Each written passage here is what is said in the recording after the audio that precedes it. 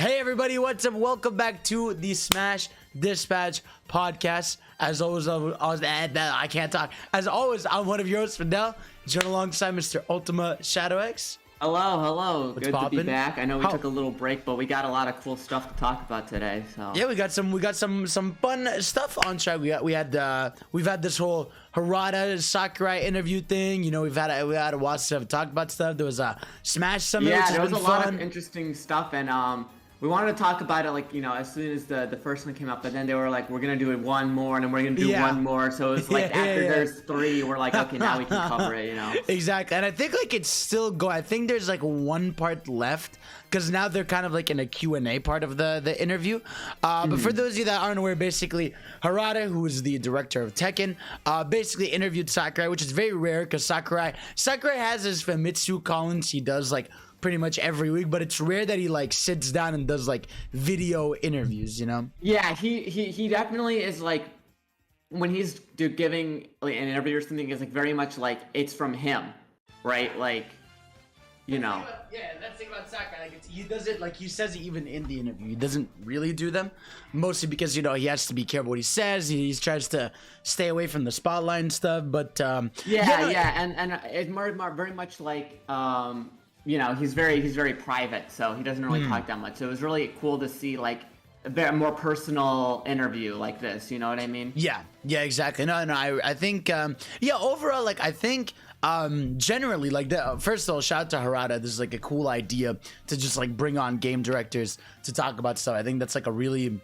it's a good idea because it's different when like you're someone who's an interviewer and you interview a director, as opposed to like a game director interviewing a game director, and you could sort of have like those conversations about like like what drives you versus what drives me and stuff like that. You know what I mean? Yeah, and he has a different perspective. I mean, especially because he's worked with Sakurai, so he knows him better. You know what I mean? Yeah, exactly. And I think, it was super interesting. I like right off the bat, I think he says in the first video like it's hard to like do interviews and make connections like that because it causes speculation on Smash, and like I genuinely felt like bad about that because it feels like Sakurai can't like he literally can't do anything without people thinking that it's related to Smash or something like that. You know what I mean? Exactly. Yeah, no, and that's like it's like I saw a lot of people being like, oh man, it really sucks because I think there was like one part of the interview where he's like he would go to like the before Smash 4 was announced,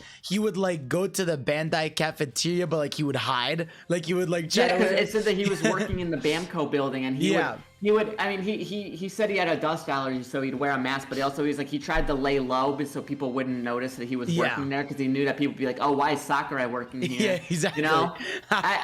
And again, like I feel like we all love Sakurai, we know he does great, but like he is just a person, exactly. He's not for sure. Again, like I understand, like I get it, like obviously, like no matter what, if Sakurai tweets about like a certain game or a certain thing, people are gonna speculate because like it's happened before. I mean, like, well, we could go back to like when like even like 5 years ago, and like I think he talked about Minecraft or whatever, or like people had found like where he had like a shit ton of hours in Minecraft, and now like here we are with it in the game. Or he talked about like how he played Undertale, and people reading on that sort of thing, exactly. So like I understand why he does have to be careful, because like he has in moments kind of showed stuff that have been in the game. But I think so what else was the interview? I mean, I think in the first interview, I think what was also super interesting was like him talking about horror games, and like how he's like, oh, I don't get bothered by horror games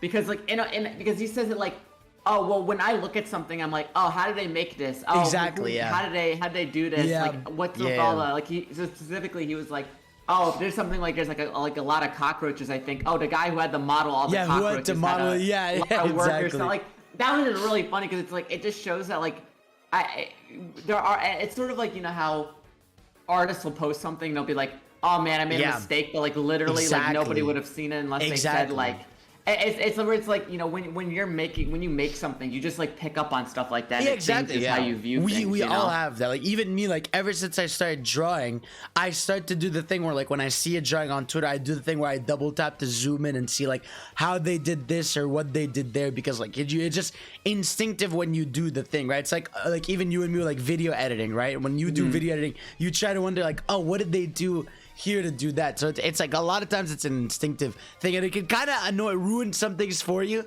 because you can see behind it, but in some ways it enhances it because like you're like, oh shit, how did they do that? And it's like really cool.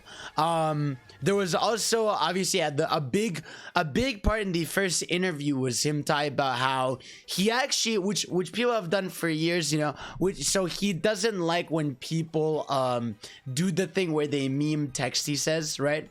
Like for example, Well, yeah. it was like to him, I think he sort of put it where it's like people using his likeness to sort of like put an image out there of him that like he that isn't true. Like Exactly. And I think like to that extent, like, you know, I don't think it's specifically saying like, oh, like, you know, we can't make like funny pictures with Sakurai from like, no. you know, but it's more of like don't like run wild with like who you think I am, I guess, right? I guess is that a way to say it? Yeah, I don't think it's necessarily like, I don't think it's necessarily like any meme that's changed my dialogue is bad. I think it's the ones that like are like putting distasteful things in his mouth, you know, where it's like, oh, I hate this series, or like, oh, I adore, like, I love this more than that, you know what I mean? I think it's more, I think he meant more that than like the general like people doing just edits of like what he's adding to the game or not adding to the game, you know? Because I think Harada put the example of him saying, what's it called? Don't ask me for anything ever again, right? Which is really funny because like that picture specifically was referencing like he gave us all this cool shit in Ultimate, and now it's like, oh, don't ask me, you know what I mean? Yeah, like, exactly. But it's funny how like it gets interpreted, you know. I think that's what his point was, where it's like people see something like that and they misinterpret it, you know what I mean? Yeah, exactly. So yeah, because no, like it's right, because like Sakurai will block people on Twitter. We've seen some people get blocked by Sakurai because they post some like weird memes or edit. I think if like you reply to him with like one of his text edits and stuff, that's when he'll hit the block. Which it would hurt me to get blocked by Sakurai. That's out of my list. I also think like, you know, it's funny because he I think him and Harada talked about like the differences in how people view to both of them, right? And how like Harada's like, oh, you know, he gets memed on, like he always like he likes talking to community and that sort of thing, and Sakurai's like more like lays low. But I remember like Sakurai said like, oh, some people think of me as like a tyrant, and in the sense that like, oh, I'm the one making all the decisions, and it's like he's like, no, like I literally don't make all the decisions, like, you know what I mean? Like I think that was also another important thing, because I think like with Japanese, I feel like with Japanese gaming industry and specifically, you know, because they're very closed doors about what goes on, right? So when you have somebody like you have your Harada, your Tetsuya Nomura, or like Sakurai, who are like people that are the face of it, like they're always in the front, they become like the targets for blame. You know what I mean? Like exactly. Everybody points at them because they're the only name that they have to like attach to, you know? Exactly. Like a dev team's a dev team. You have your directors, you have all this stuff that you have to follow suit for. But yeah, either way, like just like he does have to be careful and stuff like that. There's also a lot of funny stuff in the first part. Like I think it's called. There's one part I really love where Harada's like he's like, I always took you for a mysterious guy, and then he plays like the X-Files sound, like when Sakurai enters the building, which I found was really funny. Also, another funny thing is Sakurai does not like water. So apparently, like, that was crazy. Yeah, I was like, what? This man is built different, dude. Yeah, he said he mostly drinks what's called Coke Zero. They said that Nintendo hooks him with a bunch of Coke Zero. Yeah. That was like, so funny. It is great. Like, it's like crazy to me, like the idea that like water could make you feel sick. Like that, it's just like that's such a crazy concept because it's water. Yeah, no, I definitely agree. Like that is, as someone who drinks a lot of water, I totally was like, I was shocked to hear that. I mean, and there was a lot of funny stuff with Sakurai. Like he was talking about, when I started talking about his cars, I was like, geez, this man just like, but like, you know what, even though it's like, I'm not like, I think cars are cool, like, but I, you know, obviously I don't like, I'm not super deep into that sort of stuff. So I actually kind of thought it was cool that Sakurai got to talk about stuff, because where else is he gonna talk about that stuff? He doesn't get the chance to talk like that. Yeah, no, like that part obviously like I like kind of blanked out because like I'm not a car person, but yeah, it's cool seeing him talk about like his hobby is really just like he just likes driving a car around, just go to different. I think he said he likes to go to different springs and stuff, so that's really been cool. And no, that was really cool. Another dope thing they were talking about was like their passion for games, which I thought was really cool. Like, yeah, it was. I thought that was super interesting because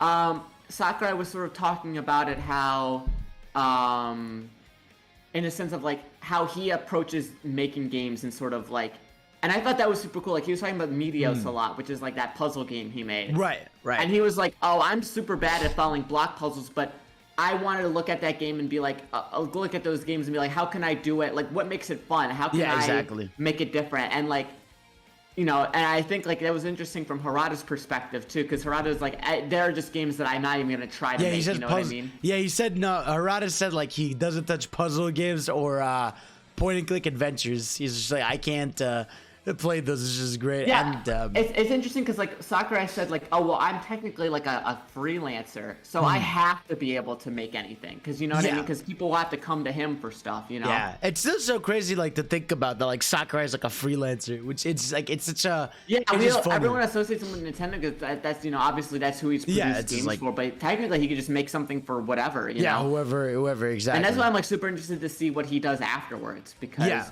they brushed on retirement. It wasn't like the whole bulk. And I thought it was really interesting because like Sakurai basically said like, I'm pretty much just gonna keep working as long as there's demand for what I do. Literally, yeah. No, that was a big deal, right? Because a lot of people, and I'm like, I'm kind of glad he said this because like I feel like a lot of times people like to put like I said, put words at the Sakurai's mouth and be like, oh, he's tired, he wants to retire and stuff. I'm like, and then like him be like, no, like I don't want to. Like I'm 50. He says like we live in a time where you can live way longer now, and as long as I want to do something and like I think I have an idea and can have fun doing and enjoy doing it, that I'll like he for him, he says it's like a big deal. Like he likes contributing to society basically. Like he was saying, like, okay, even if you get old and you can't do what you used to do, there's probably like some smaller stuff or a different thing you can jump onto, So it's nice to know that at least even beyond Smash Ultimate, Sakurai will still be doing stuff. And what's great? There was one moment where he mentions Kid Icarus Uprising, right? And like he's like, yeah, people often ask about that, right? But he was saying just how like how we were working on an IP for the 3DS that was going to be a third-person shooter, right? And then we ended up picking the IP for Kid Icarus. He didn't give any hints to if he was gonna work on it again or not, but he just had mentioned that. And like, I think either way, I like, thought that was cool because like, I don't know if he's ever said that like the like basis for Uprising already existed, and then they worked in the IP, and I didn't even know that. I don't know if he's ever said that before, but it was super cool. Yeah, that was dope to know. I think that was really dope. And what was another thing that was in there? I think there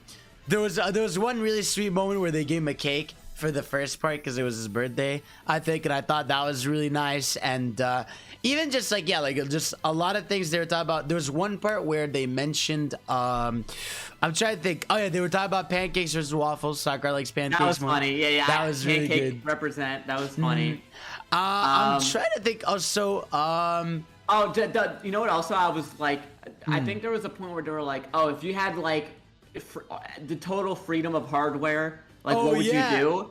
And Sakurai's like, I want to make a game that you control only with your brain. Mind. Yeah, exactly. And I was like, I don't know what kind of game Sakurai would make with just a brain-controlled game, but holy shit, I would love to see it. Yeah, well, because he was saying like, he said like, I obviously can't give you a serious answer because of like what I'm doing, what I work for and stuff. But yeah, no, it's just been really fun. Is there another important part? I feel like like obviously a lot of people that have been concerned about Sakurai's health can ease up too. Like he said, he's totally fine. He really said that the biggest thing was his shoulder. Like he was having a lot of shoulder problems. And he said it's just a matter of like him getting old. Yeah, it happens. Yeah. I'm glad that he is like he's doing well though, because he's good. Yeah. Like I think the biggest concern from like a lot of people in the Smash community, a lot of people like see Sakurai's like, is he getting sleep? Is he doing okay? I'm glad that he's, that he's like, yeah, I'm doing okay, because I think a lot of people are always concerned about him overworking or whatever, Because it was that one incident, I think, where he passed out, right? There was something like that where he had passed out or something, and people were like freaking out, be like, okay, like you can't be doing this. But it's good to see that he's taking care of himself, he's being healthy and all that, and that's in really good. But yeah, like I think. Is there anything else I'm missing? I feel like we covered most of the big parts for the No, interview. a lot of it was just like a lot of small stuff that was just neither here nor there. Yeah, exactly. But I think I think definitely it's worth watching in full. Absolutely. Because it's super cool to get insight like that. It was, and I just like that it felt really personal. Yeah, exactly. It felt good because they're friends too. I guess the only thing was like they talked a little bit about Kazuya in Smash, and it was interesting because apparently he said like Harada helped him with the presentation, I believe, for Kazuya. Yeah. And then I think what he said something like Bamco, like when I was working with it, like Bamco was like good luck, you have a ton of like stuff to pull from all the games, and he definitely said like it was hard not to get overwhelmed. From just all the source that he could pull from, Exactly. Yeah, I mean, like we could see that with Kazuya, that he just has pretty much everything. So yeah, no, great interview. I'll say it. There was one moment that I thought was really fascinating that I have here is where they were talking about quitting, right? Where like just saying how like there's been plenty of times where like Sakurai said like I thought about quitting, which is just a natural part of just making games. Like they were just like this interview reminds me again, like making games is hard, right? You don't realize, like obviously a lot of us grow up and people think like, oh, I want to make a game, like you don't realize how just challenging it is, how it takes one line of code to be fucked up to just like fuck up a series of things and all that, and just like it can really be exhausting in a sense, but glad he's pushing through and doing well through that. But yeah, that's really it for the Sakurai interview. Another thing we have in here was what's it called? So this weekend we had the Smash Summit, right? So this was really cool because it's been such a long time since a big in-person Smash event. It's been a long time, and like watching this, and even though this was like invite only and there was like a whole thing, it was super cool because like you don't get to see like the top players all the time. Like obviously they're not flying out to big events nowadays. If they're playing, I've seen like some players that, like they've been going to locals and that's it because they don't want to travel. But yeah, it was cool to finally see a bunch of really big, skilled players in one setting, Yeah, it was so cool. And like, it's just, what I liked is I missed it because I think like you forget just how cool it is to, like whether you're in a call with people or alone, just sit down, watch these grand finals, know what's at stake. We hearing the commentary. It's like, I miss that feeling with Smash, because like, it's really cool to be excited for like Pro Smash again, like after just the break and everything that came out. Like it's just so fun to sit down and watch really hyped matches again that aren't online, because again, like Ultimate has its online problems, and playing offline definitely is like a completely different experience, And like it was cool seeing Mithra and Pyra like rock their way really high up. Like they are really good characters. We saw Joker, we saw Mithra and Pyra, but obviously like the winner being Diddy. But like just like it's really cool that Mithra and Pyra are so, because we've said this since launch, like they are a really good character. I mean, like just the idea of the swapping between them and everything. They really, because a lot of the time with characters, like if you look at characters like Mithra or Pyra, if you look at them individually, right, those characters are always like, okay, well, like let's look at Sheik, right? Sheik is, I'd say, comparable to Mithra because they are very light, very quick attacks. They are very combo heavy, but they struggle killing. Exactly. But with Mithra, you can swap the Pyra and then you don't struggle killing. And with Pyra, who's slower, you obviously have matchups where you want to be, the faster character. You can go to like you are it's a very flexible character. And we were saying that we said we were very excited to see what people will do with this character when offline events happen, because they definitely there's a lot of intricacy and like preciseness to those characters. Yeah, they're just so good, man. Make it harder for them to play consistently online. What's cool about them is like they just like they have massive hitboxes, you know, like just like a lot of their shit just hits you from like a really good distance, no matter what. And I think like that's a big part of them. And yeah, like the fact that they swap super quick, like you could swap mid combo, you know, you could take control of the air. There's a lot of ways to recover properly. I just think the character is really good and just really fun seeing top players use them, and I think they're going to continue. But yeah, what was crazy was seeing like Tweak, right, rock Diddy Kong, and like it felt like exactly. It felt like Smash 4 it days. was nuts. Like the character diversity, if you really look at this, like you know, Tweak with Diddy, you know, Leo Joker, he played some you know, Pyramithra too. Yeah. You know, Mars always ZSS, you know, Robs, we had Wolves, we had Riddles play Kazuya and got ninth at an event like this. If you think about that, so and that's cool. how new that character is. Yeah. And he got ninth against like top players, you know? It's crazy. The diversity of the characters was awesome. Like I think that was great. Like again, nobody like it's not like anybody thought Diddy was bad, but it was like Diddy was so much. He was less effective than he was in Smash 4. It's not just that like, we just don't see him. Think about him. Like even though he was still a good character, people sort of wrote him off because like, oh, he's nerfed from Smash 4. But like the character still clearly puts in work, and I don't think anyone was prepared to handle a Diddy Kong, you know? Yeah, no, exactly. I think that's the biggest thing, right? When a character is surprising, like when you haven't practiced that matchup because they don't show up much, it's really scary. And man, it's like it really is, man. Like Diddy's like banana is just like the doer of all destruction. Like the way they control that banana, the way like it like you could use it like when someone's in the air to like mess with them, the way you could leave it on the floor somewhere, the way you could trip them on the edge, like it has so many ways to just mess with the opponent. And again, like I said, it felt like Smash 4 days where like I was just seeing Diddy rampagingly destroy things, and even like seeing Diddy in a grand finals, like I never would have thought to see it, you know what I mean? And it wasn't like it's just crazy. Like I think what's great is like now that events are coming up, like Smash is not a solved game. Like I also think that because so much of the DLC in the second Fighters Pass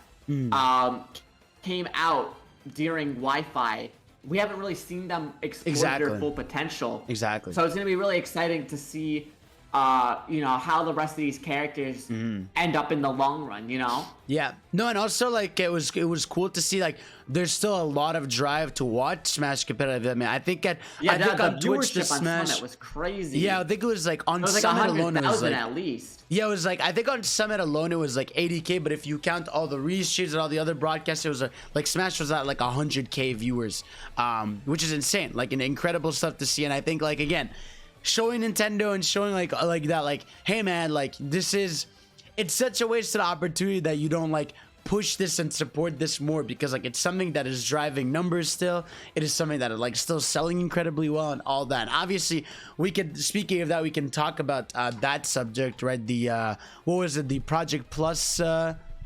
so the big like major event that's coming up is Riptide, which is happening in like 2 weeks basically, right? September 10th, I believe. And basically they were gonna run an event for Project Plus, and 2 weeks before the event they said Nintendo contacted them saying, well, we don't know what Nintendo said, we don't know, they just contacted the event and just said like they had to take out Project Plus. Yeah. Which obviously like we know Nintendo's track record with this. I know I think my piece of it is like this sucks because you know, they aren't hurting anybody. Like that's what it is. Like, yeah. The modding, like the people who do these mods, like they it's not like them playing Project Plus is like them gonna make them buy Ultimate, or it's like competing with Ultimate. You know what I mean? They're not selling Project Plus. You know, like they're not like it's not like they're selling. Because it's different when like you make a fan thing and you're trying to make money off it, like through a Patreon or like that. Because like that you're entering into murky territory, because you're basically charging using an IP that isn't yours. Whereas yeah, like an event venue where like it just has that thing there, it's not really hurting anybody, you know? Yeah, and like the thing is, obviously we don't know what Nintendo said. Yeah, exactly. But like to me, when they shut down the Melee online tournament was Slippy, right? Yeah. They were like, oh, well, this is being done online it could be a pirated copy. Okay, like even if it wasn't, like all right, like that was their excuse. Exactly. But this was like an in-person event, like with physical disc for a game that they don't sell. Yeah, so exactly. It's not like they can say it was piracy. They literally just shut it down because they wanted to. You know? No, it's like here's the thing, like I think ultimately at the end of the day, like there was a risk involved with doing that, right? Like I understand that, but like I don't understand why Nintendo can't just leave them alone. Like if they don't have to approve it, but they could just ignore it. You know what I mean? I know, like that. Again, like I said, that my piece on it was just. I think, sadly, no matter what event you are, right? Like, if you're gonna host any Nintendo thing or product that isn't official, you're taking a risk. And that's not cool, that's not fun, you know? But you are taking that risk. Like, part of it is on you because you gotta know that you're dealing with Nintendo. Like, because I know a lot of people are saying, like, oh, people book flights and people book hotels. And I'm like, yeah, and I'm like, but like this venue and this event, like, you're not at like a small nothing event, you know Nintendo, and this partially should have been like a fear from the get-go. And again, like it sucks that that has to be the conversation and it has to be the thing that's brought up. But yeah, like I like you said, from the past occurrences to this point to even later, I just think if any of these events want to not deal with drama or stuff, just do not run things that aren't Nintendo official. That's just how it is. Until Nintendo ever said, like, unless one day Nintendo makes a statement where like, hey, RB on this, you can now host a bunch of events with our stuff. Until then, you are taking a risk, and that's on you. So yeah, like I think like again, I'm at an impasse on it. Like again, I think it's more of disappointment than it is anger. Obviously, right? Like I agree. I've come to accept like like here's the thing. It's just Nintendo being archaic, and you can tell yourself. I told this to other people. You can say like, I'm boycotting. I'm not buying this. I'm not doing that. Like Nintendo, they're not gonna look at let's say I'm boycotting Nintendo. You think like Nintendo's gonna look at like the sales numbers for like Metroid Dread and be like, oh man, we could have sold more copies if we didn't take down Project. Oh no, like that's not even on the radar. Like it is just an unfortunate situation for everyone involved. Yeah, like like obviously it just sucks, and it's like I said, like. It's like we're both big Sonic fans. Like we've seen the cool stuff that modders have done for Sonic. Like the cool thing, and then how Sega even like Christian Whitehead was a modder, and he goes on to help make Sonic Mania. Like it sucks that like if Nintendo was more chill with these people, I think we could see really really amazing things. Yeah, it is what it is. It sucks to see, but what can we do there? But yeah, aside from that, I feel like what else has been new? I mean, there was they added a new Travis touchdown. What's it called? The Spirit, which is nice. Yeah, no, they've been keeping up with like a lot of the spirits lately. I mean, they've had No More Heroes. I think they did a Mario Golf one. Yeah, they did a Mario Golf one. Yeah. There was one for was it like a rice game? Like. I think I know what you're talking about. I think I know what you're talking about, but like they talked about, I think Spirit, new Spirit, it was some like Sakuna Story of Rice or something like. Right, yes, that one, yes, that's an indie game. That's an indie game. The spirits have been great, and like I really hope like, even when the final DLC character is out, I still hope that they like just add spirits every so often. Yeah, I agree. Again, I think it's kind of funny how my stance has shifted because I know initially people were like, oh, we miss trophies. I want trophies. But now I'm like. Spirits are cool because they don't have to worry about making a model for a trophy or anything. They can just keep adding more representation. Well, not just that. Like, there's just an excuse for more fights and challenges in the game. Like, it's like I was actually talking about this on a stream. Like, trophies to me, I think, are one of those things where people say they miss more than they care, because I guarantee you, if like Sakurai, like if we had access to the percentages of people that access the trophy list after their initial, like, when people go through it once or twice, I feel like the percent is so low. Like I feel like I guarantee you, like it's probably like such a small amount of people that have checked their trophy room in Smash more than like 50 times, and yeah, I think it's like, I think what people really liked about trophies is like, I think it was more of the challenge of unlocking them. Yeah, you know what I mean? Exactly. And like I kind of like spirit battles because like I feel like spirit battles now, like they have a lot of cute references to the characters that they're supposed to be from. You know what I mean? I really just think the only thing Spirits are missing are just little a descriptions. little description, which all I would really need, right? Yeah, that's really it. Like, because like they're I said, from this game and blah blah blah. Like, yeah. I think that's the only thing that I'm really missing. Yeah. Because there's so many series, like there were so series I had no fucking clue where they were from. Yeah. When I was playing, I was like, "What? Who is this?" Like it would have just been nice to have like a series name. I think they have series name. I could be wrong. Do they?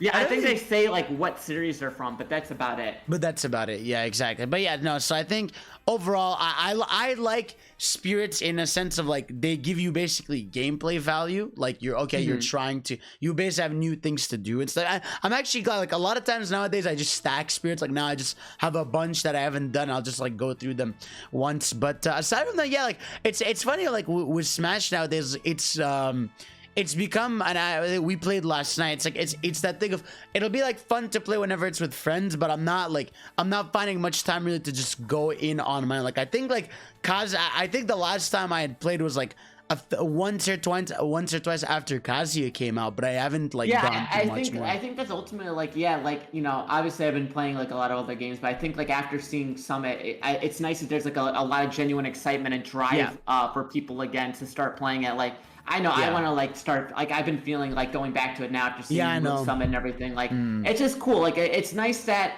it really feels like everything's back on an upturn after things that happened. People recovered and events are happening slowly again, safely, hopefully. Yeah. I mean, fighting games are in a good place. Yeah, like you said, events. Yeah, no, in general, I think that was what was cool. It was cool seeing Harada and Sakurai talk. To circle back, like as both people who are in those sort of adjacent spaces of fighting games. And then I guess, man, I wanted to say Sakurai's pictures lately have been great, right? First off, he posted a picture. The new cat picture is obviously great, but I thought now that he's like started referencing movies, like the Terminator thing. That was great. That was funny. Like I never would expect like him to make references like that with with like that's films. really And dope. he even celebrated the first Pokemon movie. Yeah, that's really dope. Yeah, I was surprised by the Terminator reference because I was like, okay, I thought he would keep it to like video game like movie references or something. It's like it's cool to just see like he could just mess with any like thing he wants but in the game, which is really dope. It was also fun seeing he put like congrats on the release of No More Heroes, and I didn't even know this, that like on the back of like Travis's hoodie in Smash Bros it has like a design on it, which I think is like really dope. Like I didn't even know that until I looked at it. Like again, after like I've been playing through No More Heroes, and it's like man, I just fucking wish that it was just like Travis at least got a song or something, man. Like, I know. It was cool. It's funny how the perspective of Sakurai and fans are completely different with that stuff shit, because it's like we've said this before. To us, it's like, oh man, a Mikashi means deconfirmed, but to Sakurai, it's like, we'll give fans of this series a little something because they're, they won't get a character. You know what I mean? Yeah. I know. There's something about that in No More Heroes, which is really dope. So I hope more. I wonder when more people are gonna see that, but that'll be cool. But yeah, no, I think that's like I said, Smash. It's been fun to play. I think what's another thing? I mean, we're entering September, right? Which means there's potential, right? Because generally Nintendo, there's only been 1 year ever where Nintendo missed a September Direct in 2015, which is like a Wii U year. So that's like bad. Like so far every September there is a Direct Mini, a Direct thing. So here's my thing, right? I don't think this is the one where we get the Smash character revealed. I could see them do something akin to what they did with Min Min, but like they do it more clever. Like I've said this before, and I think they're gonna do. I think it's gonna be like a CG trailer where like you have like a bunch of the characters, right, and then they're looking into like the horizon or something, and like it's just like who is it, and like it'll be reveal, and then that'll be it, and it'll just like some people will speculate stuff. That there's gonna be, at least I hope, like obviously if it doesn't happen I'm not gonna be disappointed, but like what I really just want out of like the final DLC is like everyone, like I just want it to be like a trailer that's like, this is it, this is everyone here, like this is the final fight, like in terms of the trailer. So like again, I think we're most likely gonna get a Direct, and we have way too much stuff coming out that Nintendo has to promote. But like, I definitely think, I think at most, maybe we just get a very small teaser, like you said. It could also be a Joker thing, where it's like maybe there's like a slight trailer, and then we're just not gonna hear anything for a while because it'll be like early development, like they did with Terry. We'll have to see, but like, I don't know. I just feel like it feels a little bit maybe too soon for the next. Yeah, because what Sakurai said, like literally after the Kaiser presents, he said like the final character will be revealed later, like late this year, you know. So I feel like I feel like October feels more right to me, with like maybe a release date the following month or something, like towards the end of the year. But it will be exciting to see what happens when we get that direct. I think it's, like you said, it's most likely going to happen. There's way too much stuff coming out too. So plus I think with like that character, they're gonna do what they did with Violet, which is just like we wake up and it's the final character reveal will be like in a day or two, because because I think when you are showing off the last character in Smash Ultimate, that needs to be its own day, you know, that like they're gonna want to just own that conversation, own that day, as opposed to like being another headline in like a direct where like there's gonna be 5 to 6 other like big announcements that people are talking about too. So I think that's what they're gonna do there. But yeah, so we'll get to more, you know, speculation stuff when we get near that. But yeah, that's I think that's really it. You know, it was just fun to talk about this stuff, having all this little stuff. So yeah, so that's gonna be it. Thank y'all for watching, everybody. As always, I'm your boy Fidel. You can follow me on Twitter on the download though. Subscribe to here for more shit. You can follow Ultima at Ultima Shadow X. And yeah, we'll see y'all next time. Peace out. Peace.